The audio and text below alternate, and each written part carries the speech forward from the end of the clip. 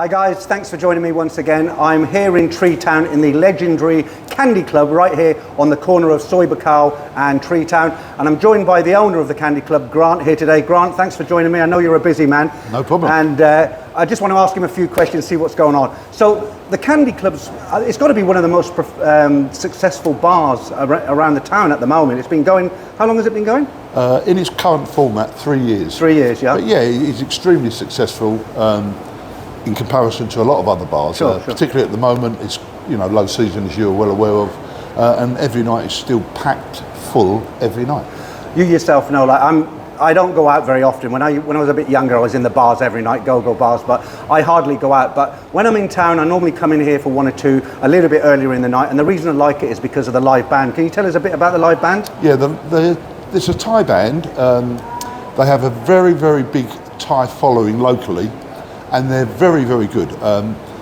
The lead singer is the highest paid lead singer in Pattaya. Really but good. She's worth every penny. She is good. And the band are very well paid, but they are excellent, and they are a huge pull, because what they do is a lot of Thai girls love Thai music. I would say the ratio is probably 70% Thai music, 30% Western music. Sure.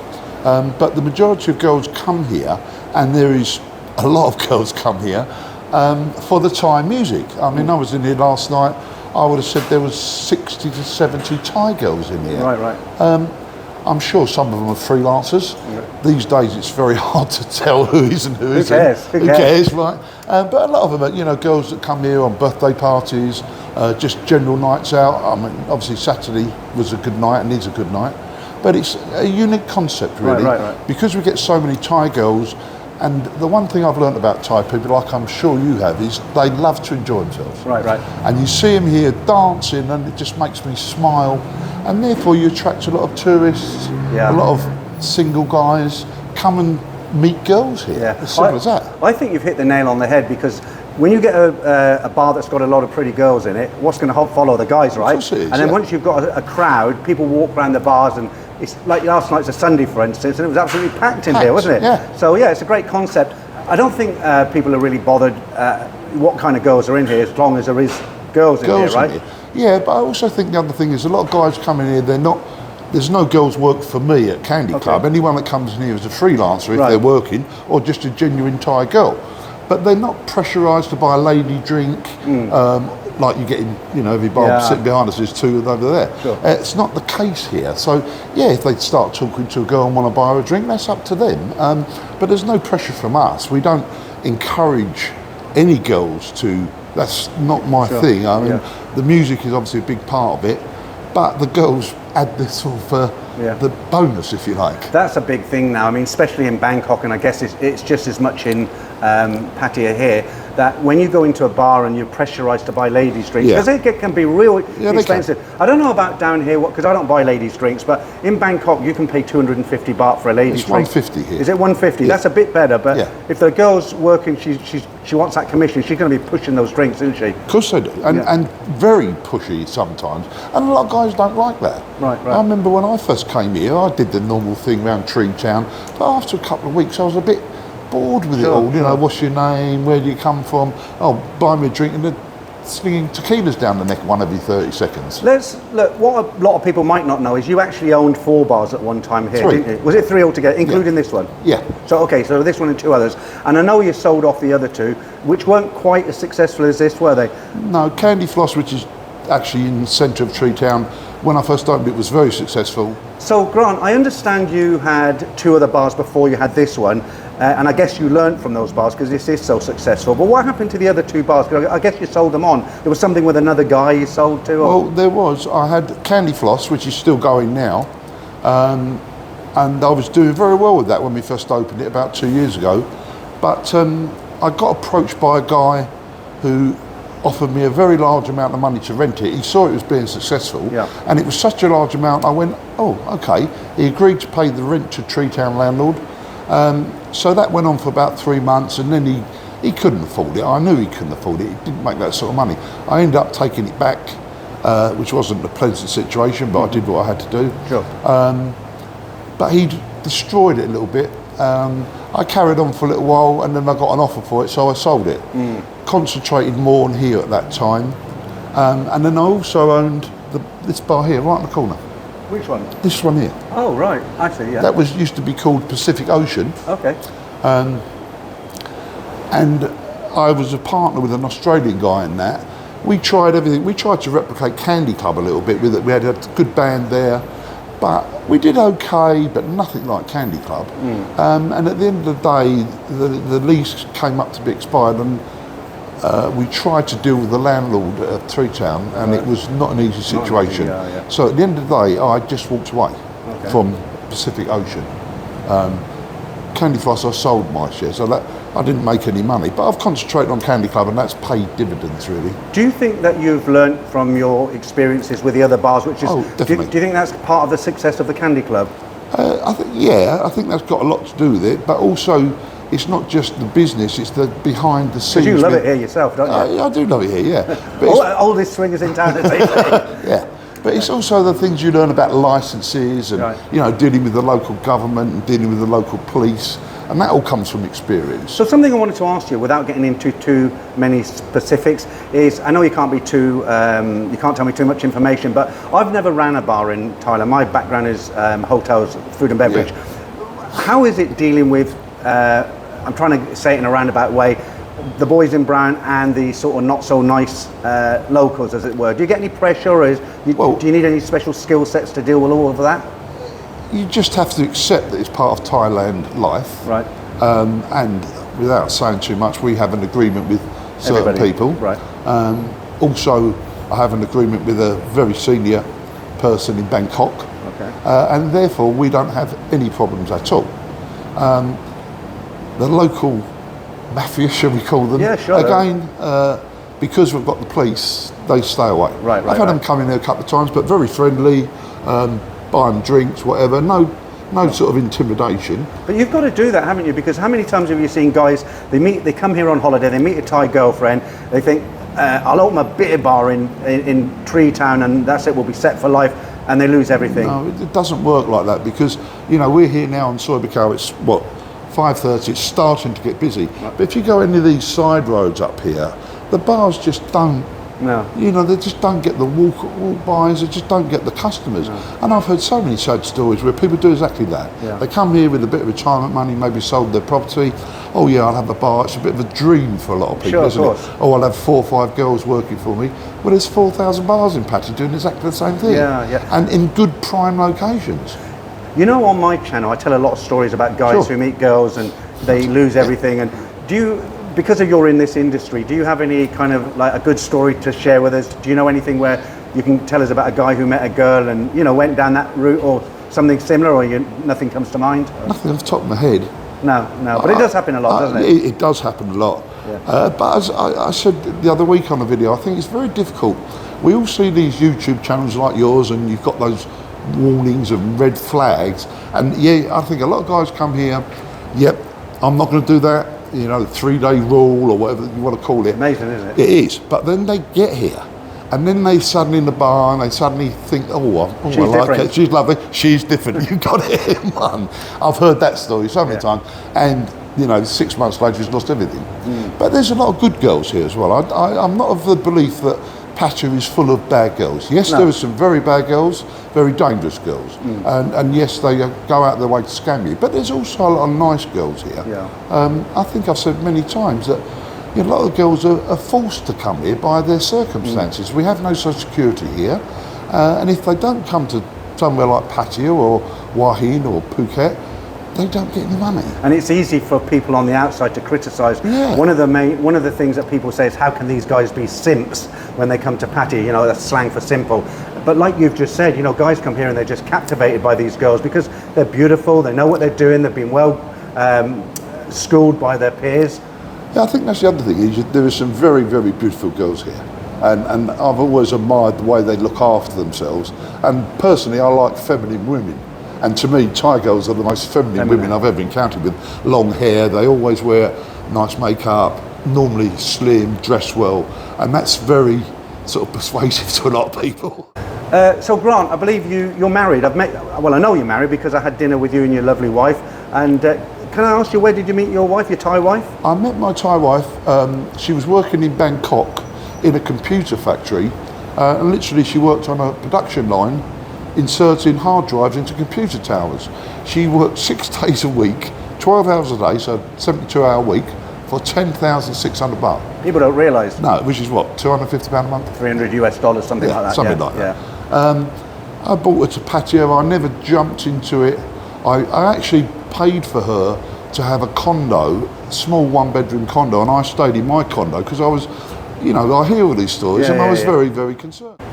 Grant, if you don't mind me asking, where did you actually meet your wife? Because you didn't go into the factory, did you? No, I met her in Bangkok. Okay. I was there for a few days, and I was in a hotel, and I just saw, and I just walked up to her. I mean, I find Thai people very approachable. Oh, yeah. Yeah, they're never rude to you.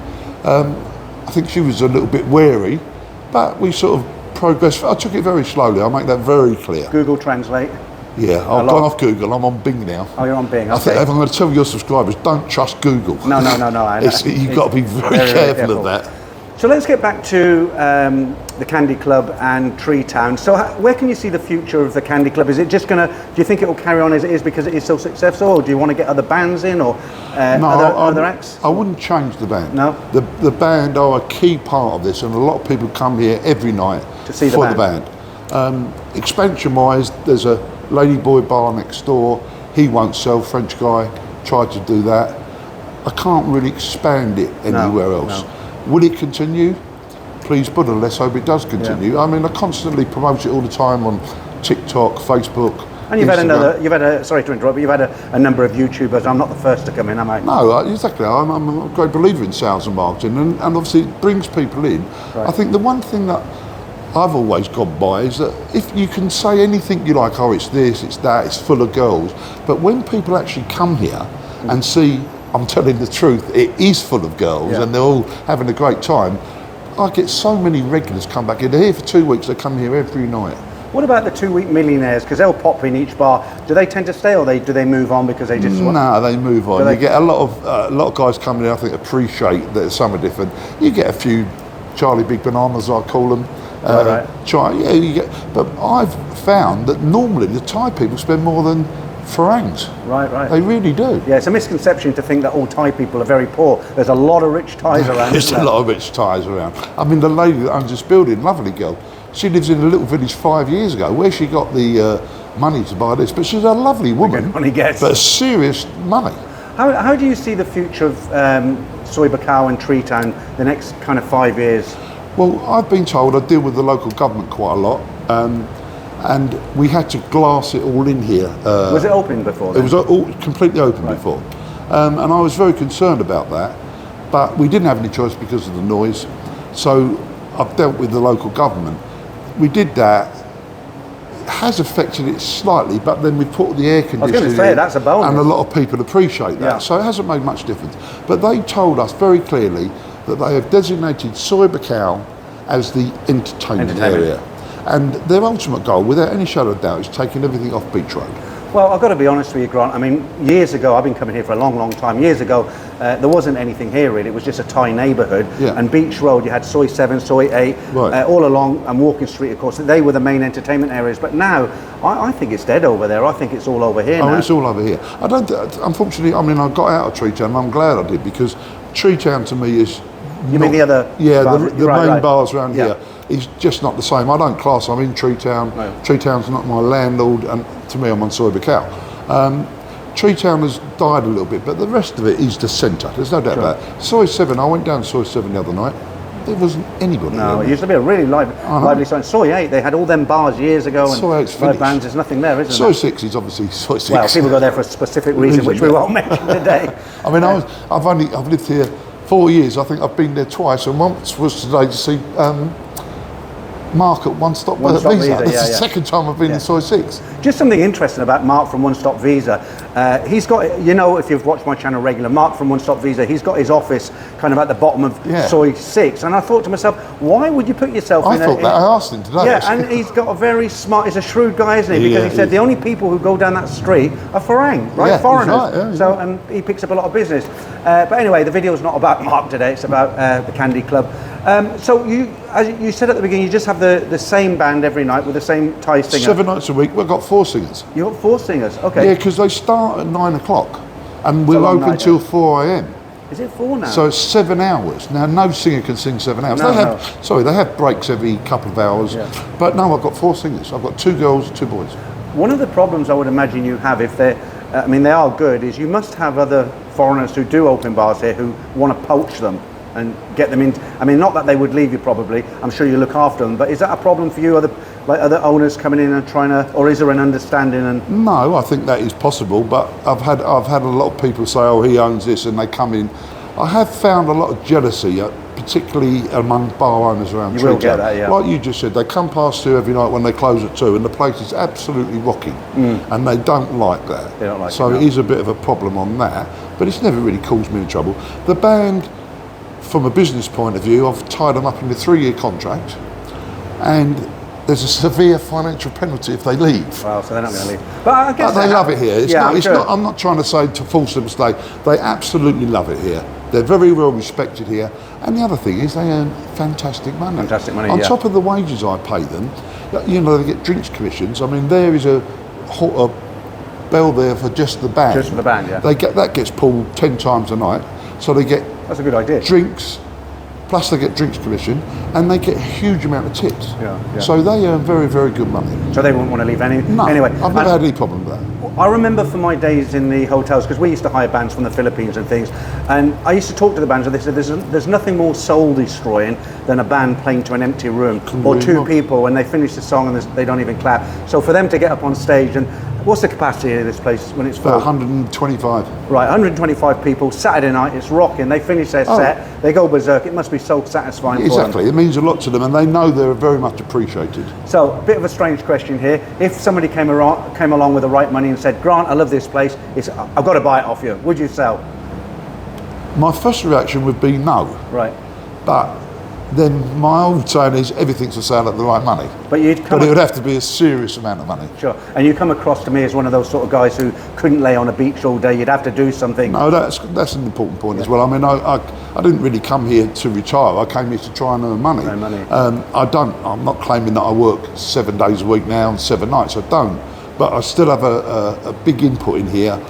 Physically I come here, but also I do all the accounts, I control all the bank accounts, so I do that during the day. Yeah, you're right, if I didn't have that to occupy my mind, God knows what I'd do. Yeah, there's a lot that happens to a lot of guys. I understand. They come out, don't they, and they get bored and turn to alcohol. You know what we all do, we turn to alcohol. Yeah, sure. Sometimes I've gone a few days and at 12 o'clock, you've been up since 7, I'll go and have a beer. You've got the humidity like it's today. I'll have a nice cold beer, and 1 becomes 2, becomes 3. You've got to be very careful of that. But that's exactly why when I came in originally, you offered me a beer, I think it was about 5 p.m, and I said, sorry Grant, I don't drink in the daytime, because I've got this fear, I drink every night, and I've got this fear that I'll become a 24-hour a day drinker when I'm not sleeping, obviously. And I've seen a lot of guys fall into alcohol. Guys do. You've got to be very careful of it. It's very easy to fall into that trap here. Yeah. It's different when you're here for 2 weeks. Doesn't matter. It always makes me laugh. We just mentioned Beach Road. There's that big bar complex just before the Hilton. Yes. I often go past it at like 10:30, 11 o'clock in the morning, and it's full of guys drinking. They look predominantly English to me. Drinking. Yeah. And I think, it's a bit early. Yeah, for sure. I wouldn't agree with you at 5 o'clock. What's that old saying? Somewhere over the yard arm. That's it. Well, if you go into Sukhumvit Soi 4, you know where Nana is. Those bars stumble, and night and day, I think it is. 10 o'clock in the morning, you see guys in there drinking beer, but I guess what it is, if you come here on vacation for a couple of weeks... Yeah, it's understandable. If you go back and you stop, then there's not an issue. Who am I to preach at the end of the day? No, not me. I love a drink. And, the other thing is the cost of drinks. One of the things I think Candy is successful, I don't overcharge. We charge 80 baht. That's what I wanted to ask you. So thank you for reminding me. So can I just ask you, is it only bottled beer or you do draft as well? No, only bottled. Only bottled. Yeah. And so you say it's 80 baht? It's 80 baht for Singer, Leo, 90 for Heineken. Well, that's very important, because when you think of the quality of the entertainment you get... Yeah, I was going to say. You go down Walking Street, say, iBar, somewhere like that, you'd pay 180 baht. And a lot of people comment on that, on the various social media sites I have. It's good value for money. And it is really, considering you're getting a very, very quality live band, and lots of nice girls to look at. Actually, I was thinking while you were talking, if I lived here, if I was living in Pattaya by myself and I wanted to have a night out and I came here and I'm thinking, well, it's 80 baht a beer, I've got a live band, I don't need to buy ladies' drinks. For me, that's a perfect scenario. Well, I think a lot of guys think I can come here, spend probably less than 1,000 baht and I've had a damn good night. Easily, yeah. Easily. Do you ever get any trouble here? Unfortunately, yes, because not a lot, but where alcohol's involved, we're open till 4 in the morning. I've got 5 security. And that's only really for the safety of everyone else. Sure. Because you get a few drunks, want to push everyone out of the way and start a fight, and I just have them taken straight out. I call them Johnny Bravos, these guys who walk around with invisible carpets under their arms. And the guys who start the trouble when they've had a drink, are they mainly foreigners or some Thais as well? Or? No, all foreigners. I never have any problems with Thais. Never, no, the Thais. Never any Thais at all. No. And is it over girls or? Well, they think it is. We had a problem here with a big Danish guy the other day who was exactly like you said. Johnny Bravo. Yeah. And he said, some guy just touched my girlfriend. I went, she's not your girlfriend. She's a freelancer, so don't start. And they threw him out and he started to have a fight. But I've said many times before, never fight with Thai security. No, because you're not going to fight one-on-one, are you? Well, there's 5 of them and they'll all hit you. But even one-on-one, they will absolutely kill you. The other thing, I have a big motorbike taxis here, and I'm sure you know motorbike taxis. Yeah, sure. Probably the most dangerous group in Thailand. Right. But I always look after them, take them over beers and coke. If there was any big problems here, they would all come over here. And as you say, they like to fight in numbers. Yeah. Grant, just before we kind of end this, do you mind me asking what your background is? I mean, how you got into all this? You're from the UK, obviously. I don't know whereabouts in the UK. I lived most of my life in Southend in Essex. Southend, right, okay. But I ran 2 businesses. I was involved in the furniture business for 25 years, sold that, and then got involved in real estate management, which was the last thing I did before coming here. Is that like when a block of flats has service fees? And yeah, exactly. Service charge. I used to be in charge of all the maintenance, landscape. Right. I managed 188 blocks at one time. Wow, 188 blocks? Yeah. Wow. I worked for Barclay Homes, Inland Homes, all sorts of big public companies. But I finished that, and then, I don't know, I didn't think there was much future in the UK. No. So I came over here, originally in 2019, thought, oh, I quite like this, went back to England and then came back here in 2022, immediately, very close to when you came back here, when COVID finished. Right, yeah, just after COVID. And then I came back and I thought, yeah, I'm staying here, applied for a visa, and I've been back to England once since then. And you got no desire to head back to the UK, right? Not at the moment. Unfortunately, my mum's been taken very ill, and I can see that's going to be an issue. But no, I have no. I'm sorry to say, I'm very patriotic, but I'm very sad to see what's happened to the UK. I could say exactly the same thing. I agree with you. I'm going to ask you, before we end, I'm going to ask you the one question that everybody asks me, because you know I live here full time as well, about the same time now. Is there anything you miss about the UK? Anything at all? Because we can get all the foods out here, can't we? Only my family. You miss your family, yeah? I mean, you talk about the foods. I don't know if you know the pantry in John TM. I mean, you can go in there, buy HB sauce, Sarson's vinegar, and you got Walker's crisps. You know, it's all here now, isn't it? Everything's here. And people have a false impression. They say it's a third world country. No, it is not. No. And the other thing is the technology. You know, with the banking apps and everything's 5G. We're streets in front of the UK. I know. I don't use cash at all. I carry a few baht to tip the waitresses and stuff, but I pay in 7-Eleven with an app. So do I. Even the street sellers, they have their QR code, and it's great. Like you say, it seems for such a developed country like the UK, we're miles in front of them here, and I love that. Yeah. Particularly the Wi-Fi. I mean, we all work on Wi-Fi all the time. We've got free Wi-Fi in here, and any bar along here is all free Wi-Fi. You do that in England. You go in a pub, they don't even have Wi-Fi. Just mentioning countries there, one question I did forget to ask you. Your customers, the foreign male customers, is there any kind of one country that the majority come from, or is it a mixed bag? We get quite a lot of English, maybe because I'm, push it on YouTube channels, but predominantly Europeans, I'd say. We do have quite a few Koreans that love it here. Oh, really? Yeah, and they're very big spenders. They probably are the biggest spenders out of all of them.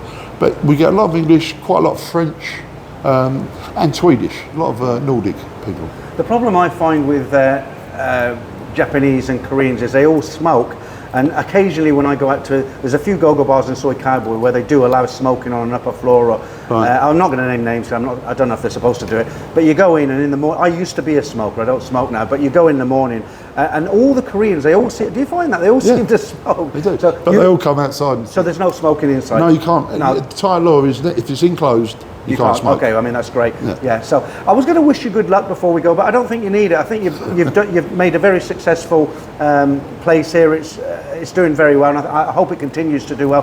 Guys, I make videos. I do reviews on certain places. I wouldn't do a review here if I didn't think it was good. If you come to Tree Town, right on the corner here, you can see behind me on the corner of Soy, Bacau, and Tree Town. It's very very well displayed out there.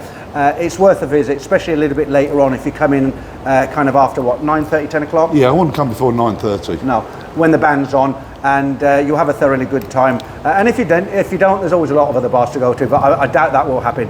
Grant, thank you very much. Thanks very much, Peter. Continued success with it. Thank you. And maybe I'll be in for a beer later tonight. Okay, I'm sure you will. Thanks, guys. Thanks for watching, and I'll catch up with you all real soon. Thanks again, guys.